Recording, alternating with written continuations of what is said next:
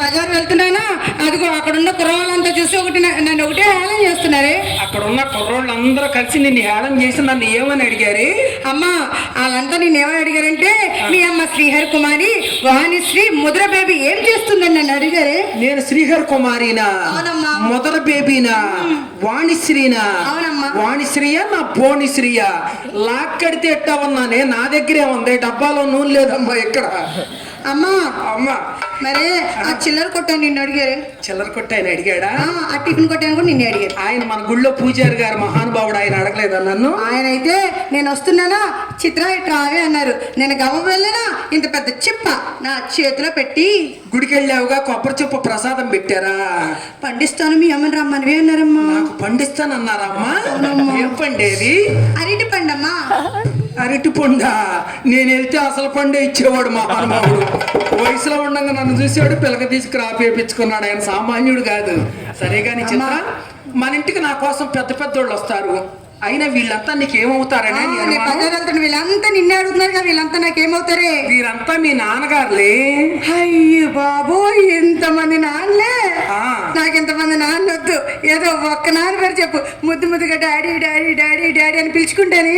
ఇంతమందిలో నీవు ఎప్పుడు ఎక్కడ ఎవరికి ఎలా పుట్టావు నేను ఎలా చెప్పనే? మరి ఒక పని చేయమ్మా, ఎవరన్నా పెద్దవారు కనిపిస్తే నాన్నగారు నమస్కారం అండి, నాన్నగారు నమస్కారం అండి. ఎవరన్నా షోకొల్లారాయుడు కనిపిస్తే బావగారు బాగున్నారా, బావగారు బాగున్నారా. ఎవడైనా ఆరిపోయిన ముండాకుడు కనిపిస్తే అన్నయ్య గారు నమస్కారం అండి అని. నమస్కారం. మనం చెప్పక్కర్లేక వాడే వెళ్ళిపోతాడు.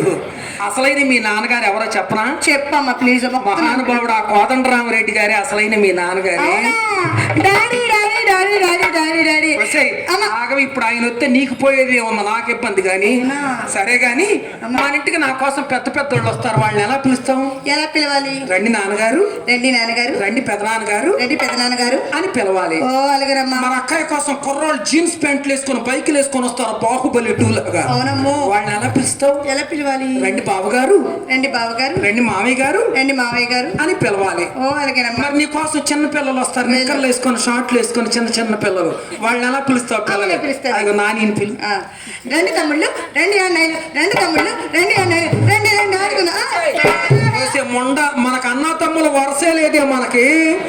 మనం అన్నయ్య అని పిలిస్తే కాశీలో గోవం చంపినంత పాపం తగులుద్ది. నువ్వు అన్నయ్య అని పిలిచి వాడు అక్కడే పడిపోయాడు చూడు కింద. అవునమ్మా. అయ్యో పాప, మరి ఎలా పిలవాలి? రారా నా మగడా, రారా నా ప్రియుడా అని పిలవాలి. అలాగేనమ్మా. సరే వీళ్ళ అక్కని పిలుస్తావా? అలాగేనమ్మా. నీకు దారిలో పోలరంగడు గారు కనిపించారు. పోలరంగడు గారు కనిపించారమ్మా. ఆయన నన్ను పై నుంచి కిందకి, కింద నుంచి పైకి, పై నుంచి కిందకి ఎదటికి ఎదటికి ఒకటే చూస్తున్నాడే. చూసాడమన్నా చేసి వెళ్ళిపోయాడు ముండా కొడుకు. ఏం చేయలేదు, లోపలికి వచ్చి నిన్ను ఎదురు చేస్తాడంట. ఓ వీడు బాబాయ్ నన్ను ఏం చేయలేక నాకు ఒక నమస్కారం పెట్టి వెళ్ళిపోయాడు. ఇంకా వీడేం చేస్తాడు పోదర పట్టాను వీడు. అమ్మా వాళ్ళ నాన్నగారు కూడా మన ఇంటికి వచ్చేవారా? పూర్వం వచ్చేవాళ్ళే, బోధకాలు రాకముందు. బోధకాలు అంటే ఏంటమ్మా? ఆ బోధకాలంటే నీకు అన్ని చెప్పాలి. ఏమీ లేదమ్మా, అన్ని రసాలు అక్కడ దిగేసరికి చివరంత లావైంది. అప్పటి నుంచి ఆయన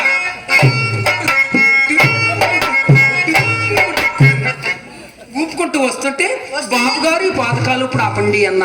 ఆయన గారు మానేసి ఆయన కొడుకు గారు ప్రవేశిస్తున్నారు. వెళ్ళి అక్కని పిలు. అమ్మా అక్క, అమ్మ పిలుస్తుంది. అమ్మా